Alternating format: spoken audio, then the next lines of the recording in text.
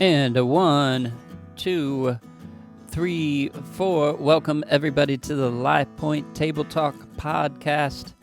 My name is Jason, and we are continuing with our Bible in a year. So good to be with you today. We are coming in at week 38. Last week we finished up the Proverbs. And this week we are getting into Ecclesiastes, the whole thing, and the Song of Solomon, up to verse 8, and then we got 2 Corinthians 9 through 13. So a huge reading in the Old Testament. So much good stuff. It's quite the sea change from Ecclesiastes to Song of Solomon, but both are pretty incredible. And Ecclesiastes is one of my favorite books. I think my perspective on it has changed a little bit over the years, but so excited to be able to read through that with you all today. And flying solo today, but it's going to be fantastic. So much to go through. Oh my goodness. So let's jump into it. We're going to jump right into Ecclesiastes. All right. I'm going to start Ecclesiastes 1. The words of the teacher. Son of David, King of Jerusalem. Talking about the one and the only Solomon. Here's the theme of Ecclesiastes. We start and end with this. Futile. Some other versions say vanity. Futile. Everything is futile, laments the teacher. Futile is both figurative and literally. The root word, I was looking at it. It's like breath or wind or vapor, meaning it's not concrete. It's all transitory. It's fleeting. It's hard to understand. There's not necessarily clear value. This phrase comes up a lot in Ecclesiastes, chasing the wind, which I really like that phrase. Everything is futile. That's the theme of the book. We'll see this over and over again. What benefit do people get for all their work? Generations come and go. The sun sets and rises just the same. The wind blows around and around in circles.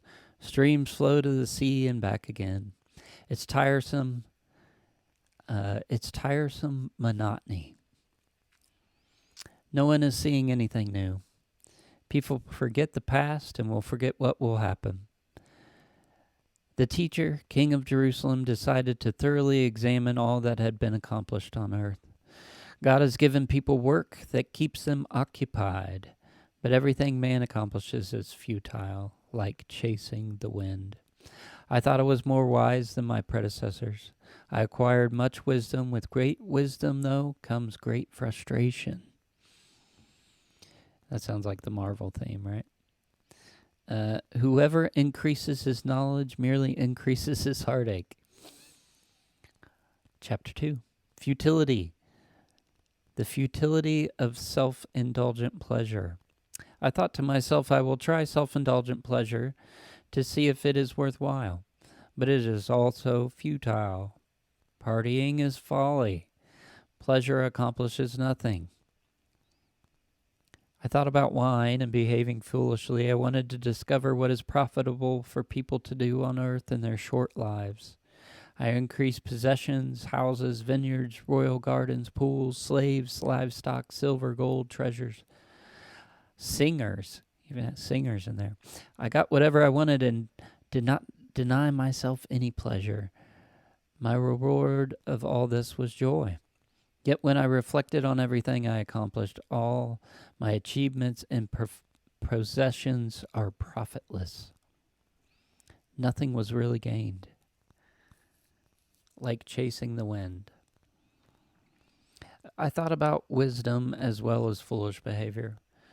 Wisdom is preferable to folly, like uh, light to darkness. The wise man can see what he is doing, the fool is in the dark.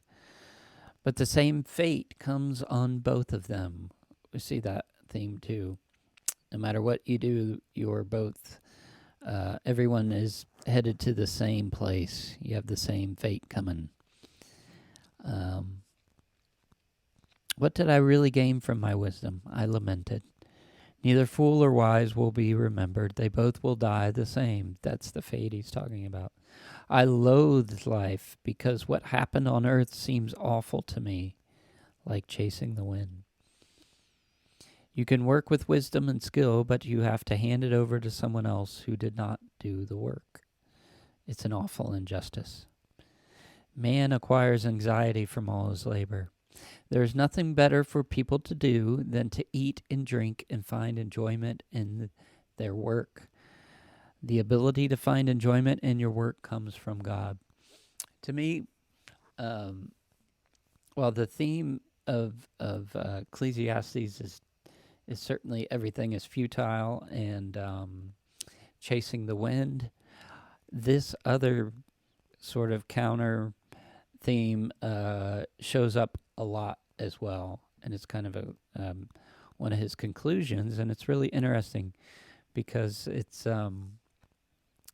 the ability to enjoy things, to really enjoy things, especially your work, to enjoy eating and drinking, and to find enjoyment in your work, to find fulfillment in your work. And I love that this ability you really only get it from God. It's a gift from God that He gives us, and it's not just about having fun or indulgence, because He talks about this kind of folly and where it leads. So he talks a lot about wisdom and being wise about the way we pursue things, but there is an additional blessing from God for those who can enjoy their work, those who can enjoy eating and drinking without it becoming something destructive to their lives. Work is the same way. Work can bring great suffering and hardship, but to be able to find fulfillment and enjoyment, that's an incredible blessing from God. And I think that this aspect of Ecclesiastes is what sometimes this book seems just really depressing. But the idea of being able to pray to God for fulfillment and enjoyment in our work and in our lives, being the ability to enjoy our lives, for God to grant us that gift from Him, is an incredible thing. To me, that's not futile. That's what he's saying. It's really all about. All right, chapter 3. All time for all events in life. For everything there is an appointed time, an appropriate time for every activity on earth, a time to be born, a time to die, a time to plant, a time to uproot, a time to kill, a time to heal, a time to break down, a time to build up, a time to weep, a time to laugh, a time to mourn, a time to dance, a time to throw away stones, a time to gather stones, a time to embrace, a time to refrain, a time to search, a time to give something up as lost, a time to keep, a time to throw away, a time to rip, a time to sow, a time to keep silent, a time to speak, a time to love, a time to hate, a time for war, and a time for peace. But man is ignorant of God's timing. What can a worker gain from his work? God gave this to him to be occupied. God has made everything fit beautifully in its appropriate time. But he has also placed ignorance in the human heart so people cannot discover what God has ordained. I think that's pretty heavy there. Time. I do not think we understand time. And I pray for mind renewal on this subject of time. There's a whole lot more there, and I think our perspective of time would change some things. Both urgency and urgency, like you only have so much time to do certain things, your window of opportunity to get things done in your life, but also endurance, knowing that things in life have a shelf life, they have a time period. You certain maybe struggles or sufferings, it's not going to last forever. Time, it's another gift from God that we need understanding in. There's nothing better for people than to be happy and to enjoy themselves as they live. Incredible. Everyone should eat and drink and find enjoyment in all his toil. There's that theme again. These things are a gift from God. I think that is that is an incredible idea. The ability to enjoy eating and drinking, and the ability to enjoy your work. That, to me, there is an enlightenment there. And oftentimes what I see in our culture, and well, that's what I'm in, American culture at least, man, there's a lot of striving. There's a lot of striving. And I'm not sure we're always enjoying even the eating and drinking and things. I'm not sure we're always enjoying them in the right way or in a way that's really rich. I always feel like there's got to be more. There's got to be a better way. There's got to be a better way to do some of these things. You know what I mean? Yeah. Whatever God does will endure forever. No one can change it. Men should fear him. Whatever exists has already been. God will do again what he has done in the past. The problem of injustice and oppression. I saw on earth wickedness instead of justice. I thought God will judge both the righteous and the wicked. There's a time for judgment of every deed.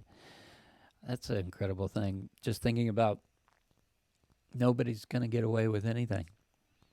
We think they do because we're thinking in time, a certain time frame. Like it seems like somebody got away with something. Nobody gets away with anything, really. I also thought, it is for people's sake to see that we are like animals. Both have the same fate. Both die. Both have breath. Both are fleeting. Both go to the same place. Both come from dust. Who knows if humans ascend upward and animals descend to earth? There it is. That's a big one I hear a lot. You're going to see your pets in heaven. Who knows? Solomon doesn't know. There is nothing better than for people to enjoy their work because that is their reward. Who knows what the future holds? Chapter 4, evil oppression on earth. I thought about oppression that is continually happening on earth. The oppressed have tears without comfort. No one delivers them. Are those already dead more fortunate? Wow. Better off is the one who has not been born and not seen the evil on earth. I consider the skillful work being done. Is it just competition? It is also profitless. The fool does not work, so he has nothing to eat. That's the other thing. You want to find enjoyment in your work, but as he just said, you don't work, you're not going to eat. So you end up striving just to eat, to be able to eat, survive. A lot of people doing that. Surviving. That's different than enjoying your work. So again, I consider another futile thing, a man alone without companions, no children or siblings, and working all the time, never satisfied with riches. He laments, who am I working for? This is futile. Two people are better than one. They can reap more benefit. If one falls, the other can help them up. An enemy may overpower one, but two could withstand him. A three-stranded cord is not quickly broken. I considered all who walk the earth and their successors. There is no end to all the people in past generations. Chapter 5. Be careful what you do when you go to the temple of God. Listen before you give sacrifices. Do not be rash with your words or hasty in your heart. Let your words be few. If you make a vow to God, be quick to repay it. God takes no pleasure in fools. Do not let your mouth cause you to sin. Why make God angry? There is futility in many dreams and also in many words. Fear God. Extortion of the poor and perversion of justice and fairness in government is no surprise. The new boss is same as the old boss. It goes all the way up to the king. The one who loves money will never be satisfied. When prosperity increases, so do those who consume it. The sleep of the laborer is pleasant. The wealth of the rich will not allow him to sleep. Misfortune I have seen on earth. Wealth hoards by its owners to his own misery. Wealth lost through bad luck. He came naked and he will return naked. Here's the truth, y'all. You're taking nothing with you. What is gained from all your toil? What is beneficial and appropriate for people? Here we go again. Eat and drink and find fulfillment or enjoyment in their hard work on earth. That's what's beneficial. And I didn't realize how often he keeps coming back to that. During the few days of their lives, God has given them this reward. I pray for that for y'all. To every man that God has given wealth, possession, he also has given the ability to eat from them, to receive and find enjoyment in his toil. These things are gifts from God. Possessions and wealth are gifts from God? Can't be. Can't be. I'm being facetious. He's preoccupied working and doesn't have to think about how his days are fleeting. That's interesting. And derives joy from his activity. That's where it's at, man.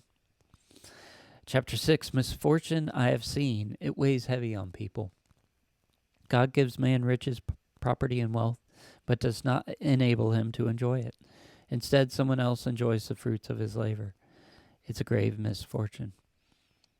Even if a man fathers 100 children and lives a long time but cannot enjoy his prosperity, a stillborn is better than he is. Though it never saw the light, it has more rest. What advantage do the wise have over the fools? What advantage does a pauper gain by knowing how to survive? It is better to be content with what the eyes can see than for one's always to crave more. That's part of that.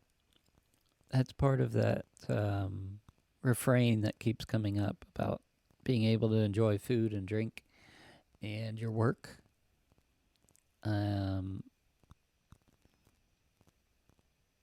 To be content. Contentment. Oh man, my goodness. That's a gift from God.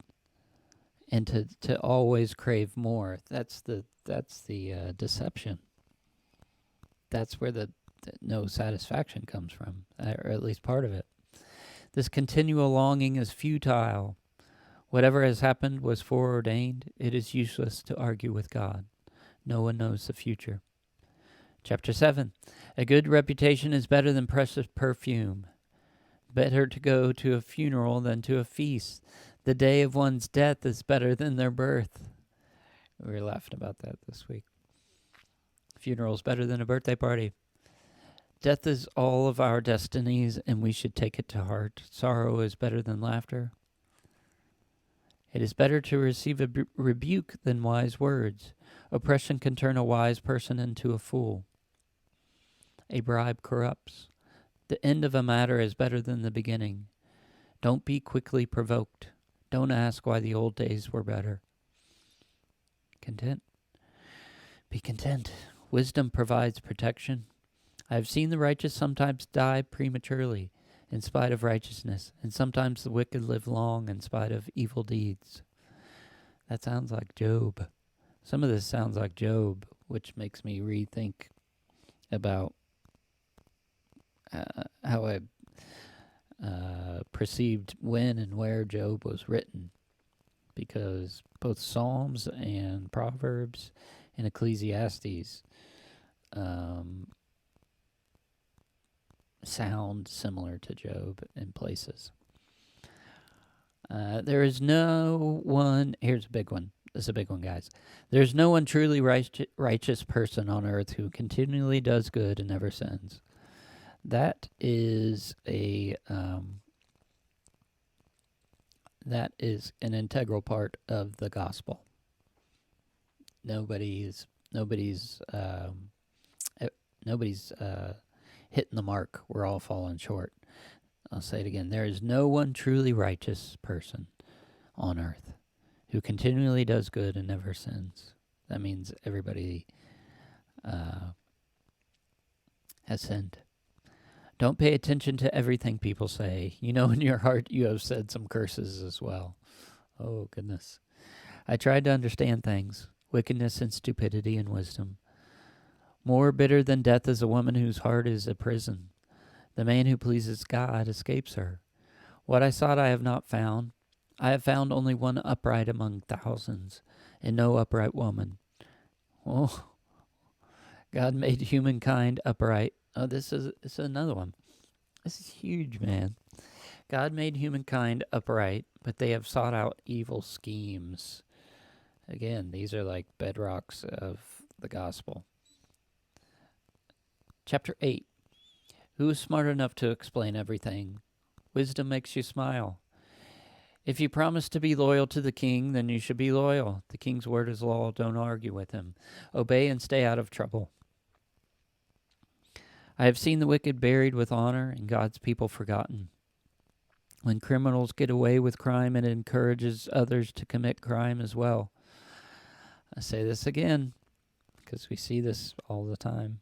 When criminals get away with crime, it encourages others to commit crime as well. I see that with my own kids. It's annoying because I got to get on them and punish them because I know if I don't, it's going to encourage more of the same. They live a long time committing crimes, even though it says everyone who lives right and respects God will prosper, but no one who sins and rejects God will prosper or live long. That's pretty incredible.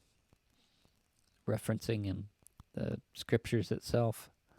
Actually, even though it says this is what we're seeing. There's some brutal honesty in this. Man, this is part of why I love the scriptures. It's like it does not pull punches, and there are times when it wrestles within itself. It wrestles its own self. It also makes sense when a good citizen... It makes no sense when a good citizen is treated like a criminal, while criminals are honored. So get as much out of life as you can. Enjoy food and drink, that we can make it through this troublesome life. I went without sleep day and night thinking about this. Chapter 9. I thought about things. The righteous are in the hands of God. Whether a person will be loved or hated, who knows? Everyone shares the same fate, good, bad, clean, unclean. Those who sacrifice, those who don't, the same fate awaits everyone. The heart of people are full of evil. Whoever is among the living has hope. The dead don't know anything. Their memory disappears. Go eat your food with joy. Drink your wine with a happy heart. Enjoy life with your wife. Whatever you find to do with your hands, do it with all your might, because there is no work and planning in the grave. Whatever you find to do it with all of your might. On earth, the swift do not always win the race, the battle not always won by the strongest. Prosperity does not always belong to the wise, wealth not always for the discerning. Time and chance could overtake them all. Wisdom is a great burden to me. A poor wise man could save a city that's being attacked, but no one will listen to a poor man's wisdom. Wisdom is heard and quiet. Wisdom is better than war. One sinner can destroy much good. Chapter 10. One dead fly can stink up the perfume. A little folly outweighs wisdom. A calm response can undo great offenses. It's true. Fools are often placed in positions of authority. I have seen slaves on horseback and princes walking on foot. One who digs a pit may fall into it. Wise word wins favor. Woe to the land whose king is childish. Blessed is the land whose king has self-control. Feasts are made for laughter and wine makes life merry, but money is the answer to everything. Don't curse the king, for birds might hear you and repeat it. You never know who's listening. Chapter 11. Invest your grain in merchandise and get a return. If you watch the wind and clouds, you might be scared to sow, but you don't know what God will do. Sow in the morning, work until evening. You don't know what activity will succeed. Light is sweet. It is pleasant for a person to see the sun. If a man lives many years, let him rejoice. Rejoice, young man, while you're young. Follow your heart and impulses. But know God will judge your motives and actions. Banish emotional stress from your mind. Youth and prime of life are fleeting. Chapter 12. Remember your Creator in the days of your youth, before the difficult days come. The year will come when you say, I have no pleasure. Before the sun and the moon grow dark and the windows you look through grow dim.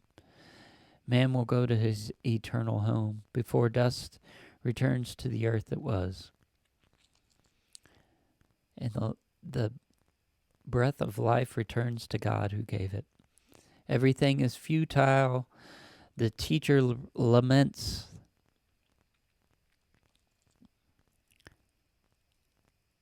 The words of the sages are like goads. It's like those, the prigs, the sharp sticks that help guide an animal. I've reached this conclusion. Here's how I end. Fear God and keep his commandments, because this is the whole duty of man. That's an interesting thing. The duty of man's duty is to obey God. Fear God and keep his commandments. That's really your assignment. For God will evaluate every deed. Nobody's getting away with anything, including everything done in secret, whether it's good or evil. And that's how we end Ecclesiastes. Incredible book. Oh my goodness. Okay, now we're going to take a switch here, see if I can get through this. Embarrassing having to read this out loud to y'all. Song of Solomon. Song of Solomon 1-8. Solomon, most excellent love song. We got some love jams. Some serious love jams. I wish you would kiss me passionately. Your love-making is better than wine. Your name is like perfume. Draw me to you. Let us hurry. I am dark but lovely. Dark like the tent curtain of Salma. Don't stare because I am dark. The sun has burned my skin. Tell me who your heart loves. You are like a mare among Pharaoh's stallions. Your neck is a string of jewels. My beloved, you are like a fragrance. How beautiful you are. Your eyes are like doves. How delightful you are. Chapter 2. The lily among the thorns and the apple tree in the forest. Beloved to her lover. I am a meadow flower of Sharon, a lily from the valley. The lover to his beloved. Like a lily among thorns. Beloved to her lover. Like an apple tree among the forest is my beloved among men. I delight to sit in his shade. His fruit is sweet. He brought me to the banquet hall. He gave me raisins and apples. I am faint with love. His hand under my head, and the other embraces me. I admonish you, maidens of Jerusalem, do not awake love until it pleases. That comes up over and over. My lover approaches, leaping over the mountains like a gazelle, gazing through the window. My lover says, arise, come away with me. Winter has passed, blossoms appear. You can hear the birds, the fig tree is ripe, come away with me. Let me see your face, let me hear your voice is sweet, your face is lovely. My lover is mine and I am his. Chapter 3. The beloved about her lover. I longed for my lover all night, but he never appeared. I will look for him. Have you seen my beloved? When I found him, I held him tightly. I brought him to my mother's house. I admonish you, maidens of Jerusalem, do not awaken love until it pleases. I believe that has to do with making vows or breaking a vow. Who is coming up through the wilderness like a column of smoke? It is Solomon's portable couch, surrounded by warriors. Solomon has made a chair for himself. Come out, maidens of Zion, and gaze upon King Solomon. He is wearing his crown from his wedding day. Chapter 4. You are beautiful, darling. Your eyes behind the veil are like doves. Your hair is like a goat coming down the Mount Gilead. Your teeth like sheared sheep. None are missing. That's good. Your neck is like the Tower of David, built with stones. Your breasts are like fawns, 2 gazelles grazing among the lilies. There's no blemish in you. Come with me to Lebanon, my bride. You've stolen my heart with one glance of your eyes. The lover to his beloved. You are a locked garden, my sister, my bride. You are enclosed, spring, a sealed fountain.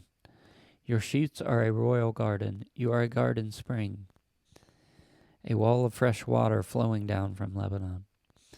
Wind blows on my gardens. My beloved, come into his garden and eat the delightful fruit. Chapter 5. I have entered my garden, my bride. I have eaten my honey. I have drunk my wine. Eat, friends, and drink. Drink freely, lovers. I was dreaming that my lover was at the door. Open for me, love. My feelings are stirred. I opened the door, but he has turned away. I called, but no one answered. Maidens of Jerusalem, tell my beloved I am lovesick.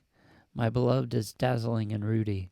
His hair is black like a raven's, his abdomen like ivory. My beloved, this is my companion. Chapter 6. Where has your beloved gone? Tell us so we can find him. He has gone to his garden to graze and gather lilies. You are beautiful as Jerusalem. Turn your eyes away from me. They overwhelm me. Your hair is like a flock of goats. My dove, my perfect one, unique among the queens and concubines, beautiful as the moon, bright as the sun. I went down to the valley to look for the blossoms. I was beside myself with joy. O daughter of my princely people, turn that I may gaze upon you. Chapter 7. How beautiful are your feet. He likes her feet. Your thighs curved like jewels, the work of a master craftsman. I like that. Your breasts are like fawns, twin gazelles. Your eyes are like the tower of Heshbon. Your nose is like the tower of Lebanon. Your head is crowned like Mount Carmel. Your stature like a palm tree. I want to climb the palm tree. It's like Steve Miller. May your youth be like the best wine. Your mouth, sorry. Come, my beloved, let us go to the countryside. Let us rise early in the vineyards to see the pomegranates bloom. Chapter 8. If you were my brother, I would kiss you. I would give you wine. I would take you to my mother's house. Young women of Jerusalem, promise me never to awaken love before it is ready. Who is this woman coming in from the desert? The passion of love burst into flame.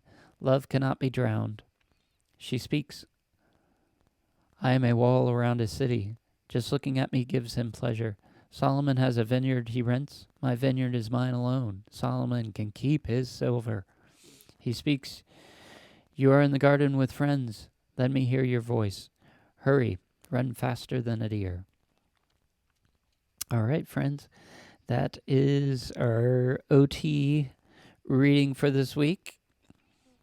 Ecclesiastes, some heaviness, and then some loveliness. Heaviness and loveliness. It's maybe a good counterpoint.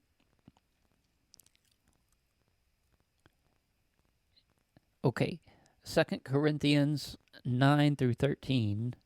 And then I believe the official reading was Galatians, but we're going to just finish 2 Corinthians today. Chapter 9. Paul's still talking about money. He's trying to get this gift to Jerusalem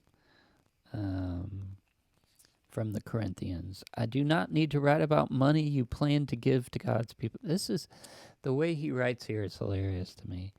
He's doing the kind of a passive-aggressive thing. You're eager to give it. This is why I'm sending Titus. Some from Macedonia are coming too, so they can see the money you're going to give. I would be embarrassed if you don't give the money. Remember, a few seeds make a harvest, but a lot of seeds make a big harvest. Don't forget.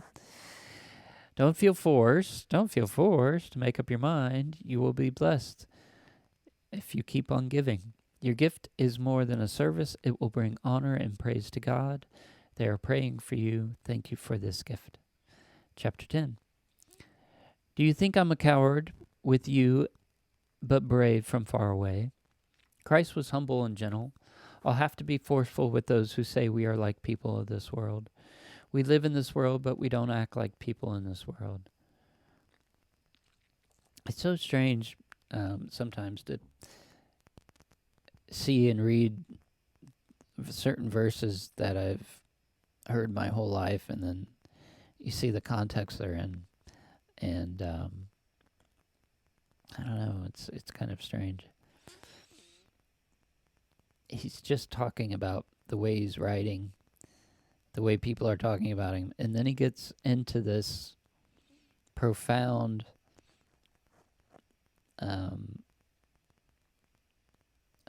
topic about spiritual warfare right in the middle of it. We live in this world, but we don't act like people in this world. We don't fight our battles with weapons of this world. We are made powerful by God for tearing down strongholds. We tear down arguments. I like the KJV on that. It says imaginations, because I think that's really, really interesting. Imaginations. Every arrogant obstacle that raises up against the knowledge of God, and take every thought captive to make it obey Christ, ready to punish every act of disobedience.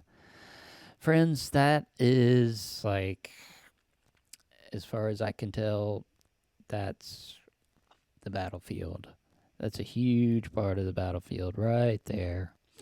The imaginations, the mind, these things that get planted in our heads, the thoughts, the ideas, that is the major battle right there. To be able to prevent or tear down these strongholds in the mind. The battle is in the mind, and you can have strongholds in your mind.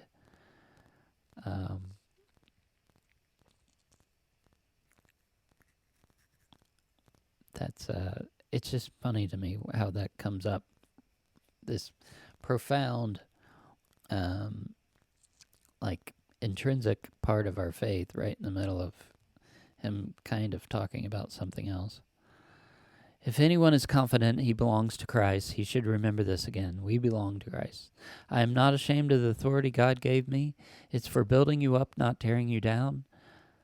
I will do what I say in my letters. They are foolish who compare themselves with themselves. We only brag about the work of God. We did bring you the message of Christ. Our hope has always been that your faith becomes strong. If we want to brag, then we'll brag about the Lord. Some say boast, brag. I don't know, that's kind of a weird saying. Boast is too. All that counts is for the Lord. Chapter 11. Please put up with my foolishness. Again, he uses this kind of passive-aggressive tactic.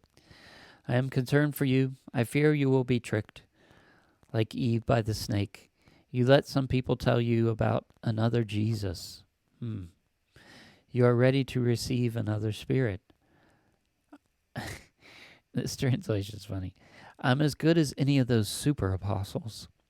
Was it wrong for me to preach free of charge to you?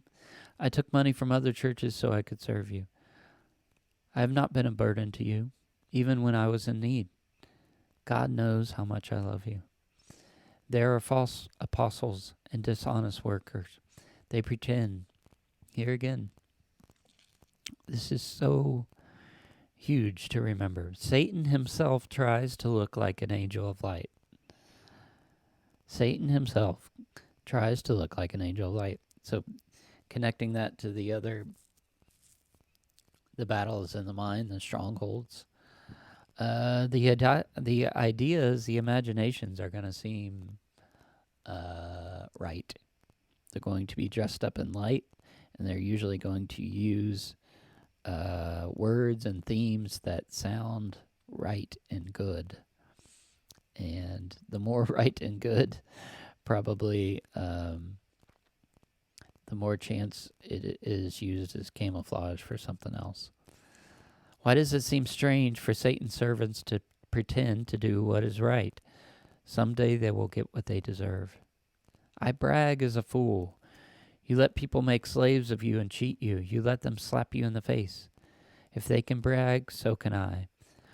Are they Christ's servants? I am a fool to talk like this. I have worked harder and been in jail and whipped and almost died. I have gone hungry and thirsty, been cold and worried about the churches. When others are weak, I am weak. When others sin, I get angry. I brag how weak I am. God knows I'm not lying. The governor of Damascus tried to capture me, but I escaped through a window and was let down by a basket in the city wall. Chapter 12. I have to brag. You can't help it. About the vision. And it's funny, he says it as if it's somebody else, but he's really talking about himself. Again, this weird kind of way of talking. A vision of things the Lord showed me. I was taken into the third heaven. I don't know if I was still in the body or not. I was taken into paradise. I heard things too wonderful to tell. One of Satan's angels was sent to make me suffer terribly, so that I would not feel too proud. I asked the Lord 3 times to make it go away, but he replied, My gift of undeserved grace is all you need. My power is strongest when you are weak. If Christ gives me power, I'm okay being weak. I'm glad to be weakened, insulted, and mistreated and having suffering, because when I am weak, I am strong. I'm making a fool of myself talking about myself, but I am as good as those other super apostles. I was patient with you. I worked miracles and signs and wonders. You don't have to support me. I'm planning another visit, but I won't be a burden. I will give you all I have. Will you love me less for loving you too much? Were you cheated by me? All we have done is for your good. I'm afraid we won't be pleased with each other when I come. I fear you're angry or jealous. You may be proud, acting like a mob. I'm afraid God will make me ashamed. I want to cry because many of you won't give up your old sin. You're still doing what is shameful and immoral. So he uses this tactic of being weak, talking about his weakness, talking about how he shouldn't brag, his suffering, and then he'll turn around and correct him pretty harshly. Chapter 13. I am now on my way to visit you a third time. Any charge must be proven by two or three witnesses. In my second visit, I told you I would punish whoever doesn't stop sinning. When Christ corrects, he won't be weak, he will be powerful. He was weak on the cross, but he now lives in power. Test yourselves and find out if you are true to the faith. Sorry, let me say that again. Test yourself and find out if you really are true to the faith. If you pass the test, you discover that Christ is living in you. If Christ isn't living in you, you have failed. We pray you stop doing evil things. All we can do is follow the truth. We are weak, but glad you are strong. I ride ahead before I get there so I don't have to be hard and use my authority. I was given authority to help you, not destroy you. Goodbye, my friends. Do better and pay attention. Try to live peaceably with each other. I pray that the God who gives love and peace will be with you. God's people send greetings. I pray Jesus will bless you and be kind to you. May he show his love. May the Holy Spirit join your hearts together. And that is the end, my friends. So, like I said, that's some of my favorite, my favorite, and also scriptures that I think are integral. I mean, when he gets into fighting imaginations, breaking down strongholds, that's the battle. That's the way we fight. In the devil coming as an angel of light. Those are some of the most enlightening scriptures there are clearly stated about the life of the Christian, the battle that we're going to have to fight. And it's right there in the middle of him asking for money and using the tool of weakness and bragging and his kind of passive-aggressive mode that he uses there. But right in the midst are just incredible nuggets of wisdom. And that is it, friends. That's the reading for this week. It seemed extra long, the Old Testament. I felt like it seemed crazy long, and then the New Testament was kind of short. Interesting how this reading is coming together. I felt really different reading through Ecclesiastes this time. It wasn't nearly, it's heavy. It's always heavy. But that theme of enjoying your life, enjoying eating and drinking, and in finding enjoyment from your work is a gift from God. That's something I pray for myself, and I pray for all of you, friends, that you will enjoy your life and your work and find fulfillment in it.